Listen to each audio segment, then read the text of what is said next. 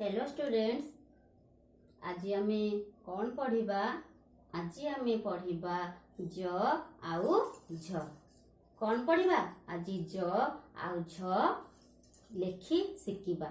ए ज झ केमिति शिखिबा आस देखिबा। आमे क ख व्यंजन वर्ण शिखिथिले च छ पर्यंत। आज शिखिबा कौन? आज शिखिबा ज झ आउ न्य। तेणु आस ज झ न्य केमिति शिखिबा। ब्लैक बोर्ड को जीवा आ ज झ लिखिबा आमे केमिति सहजरे जानिबा। बुझिल? ज आउ झ प्राय बहुत लिखिला बेले भूल हो जाए। तेणु से भूल को आमे केमिति सुधारिबा आमे आस ब्लैक बोर्ड रे देखिले आमे जानि परिबा ज आउ झ को केमिति लेखा जाए। आस मो सहित ब्लैक बोर्ड को देख मु एठी लिखिछि ज झ आउ एई अक्षरटी को कहा जाए निय। तेणु ज झ निय शिखिबा केमिति। देख 3 लाइन खाता मो पाखरे अछि। ए 3 लाइन खाता रे आमे ज टी को शिखिबा केमिति। ज लिखिबा को हेले आमे कोन करिबा? ए जो मझी लाइन अछि, मझी लाइन रे आमे गोटे छोटो गारटे दबा। बुझि पारिला? गोटे छोटो गार दबा।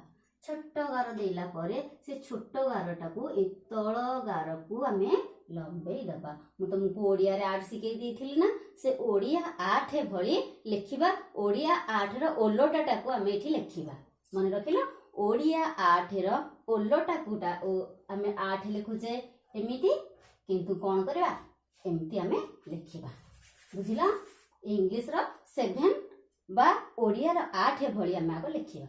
लिखि सारला पर कोन करिबा?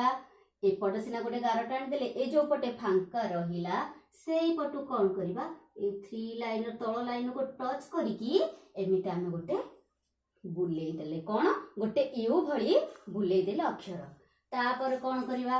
जोठु छाडी जे ताकु एमिति पुनी एठी बुलेई देले। हे गला ना हमर ज। प्रथमे कोन लिखिबा? ज लिखिले प्रथमे आमे ओडिया रो 8 भली गोटे लिखिबा बा इंग्लिश रो 7 भली लिखिबा। तापरे गोटे पट सिना गार तळको आसिला, अन्य जो पट फांका थिबो ताको सुंदर भाबे बुलेई दबा, छाडी दबा। पुन जोडु छाडी थिबा ता अधार बुलेई देले ये हे जिबा हमर ज। बुझी पारिलो? तापरे आमे शिखिबा जी झ। झ लिखिले आमे कोन करिबा? सुंदर गोटे गोल करिबा। केमितिया गोल? गोटे चकली पिठार गोलटे करदबा। चकली पिठा गोल कर सारली। तापर देखो आमे ओडिया अक्षर च शिखिथिले, मु एबे च टी को लिखि देली। हैला? ओडिया अक्षर च ये ना लिखि देला पर कोन करबी? च को जो उठे छाडीची ताको टिके ऊपर को उठेई देली। हैला? आगा गोल कली, तापर च भली लिखिली। च र जो उठु छाडीथिली ऊपर को टिके लांज बंका करि देली। बंका करले परे एठी के तळ को गोटे ताको कोन कर देली? छोट गारटे टाणी देली। हे गला हमर झ। बुझी पाइलो? केते सहज रे झ लिखिबा। तापर देखो शिखिबा आमे निय। ए अक्षर रो ना हैला निय। ता पूर्व आमे शिखि सारिचे कोन? आमे शिखि सारिचे ओ औ। ओ औ देखो आमे जते ओ औ शिखिले आमे एई भली शिखिथिले, किंतु आमे जते आज एटा को शिखिबा ए ओ तळे आउ गोटे मिति ओटे लिखि देले हमर हे गला निय। गोटार मुह कोन हेबो? एपड दिग को आ गोटे ऊपर दिग को। देखो केमिति लिखिबा। मु लिखि देले एठी गोटे छोटो, ता ऊपर को भी आ गोटे ओ। मु लिखि देले आमे एमिति लिखि परिबा। नचेत आमे कोन लिखि परिबा? एमिति लिखिबा ओटे आ गोटे ओ या ऊपर लिखि परिबा। हैला त निय।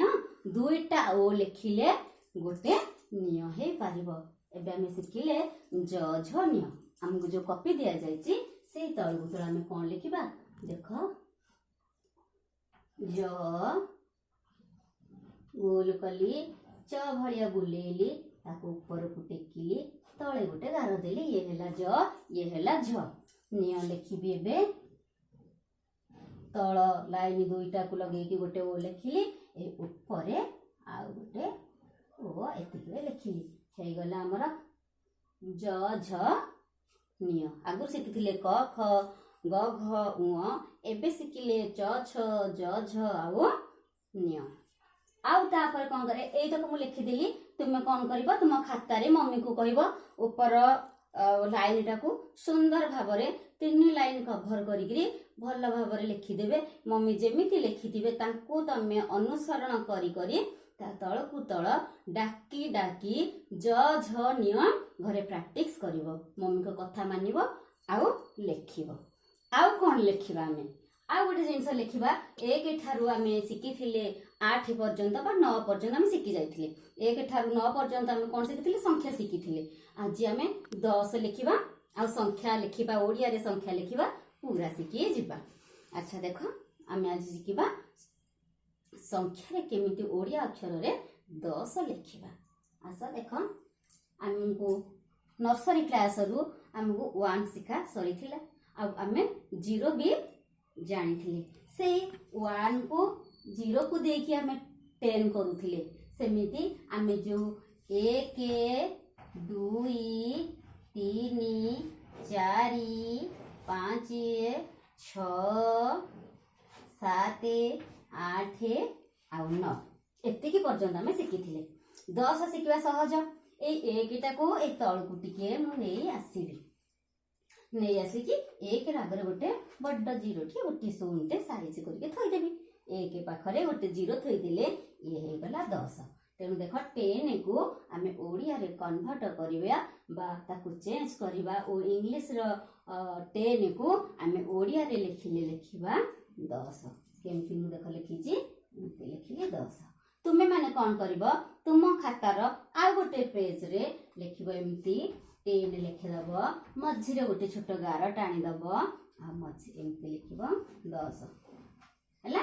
ଏମିତି ଲେଖି ଚାଲିବ 1 0 10 1 10 0 1 0 10।